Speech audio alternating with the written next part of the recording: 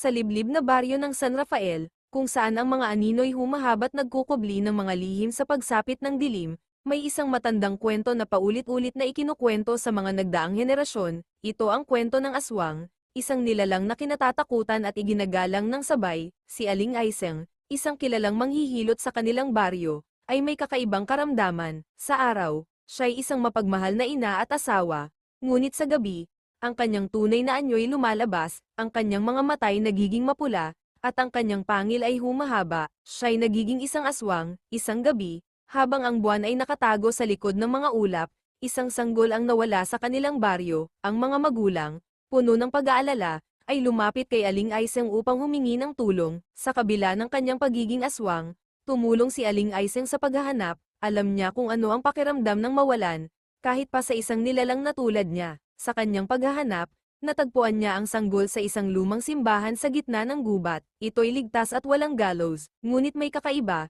May isang anino na nagtatago sa likod ng simbahan. Ito'y isang kapwa aswang, na mas masahol pa kaysa sa kanya. Naglaban sila, isang laban sa pagitan ng dalawang nilalang na parehong kinatatakutan. Sa huli, nagtagumpay si Aling Aiseng, nailigtas niya ang sanggol at ibinalik sa kanyang mga magulang. Simula noon, ang mga tao sa San Rafael ay hindi na tumingin kay Aling Aiseng bilang isang halimaw. Nakita nila siya bilang isang tagapagligtas, isang aswang na may pusong dalisay. Ang kwento niya ay naging isang paalala na hindi lahat ng halimaw ay masama, at hindi lahat ng mabuti ay banal.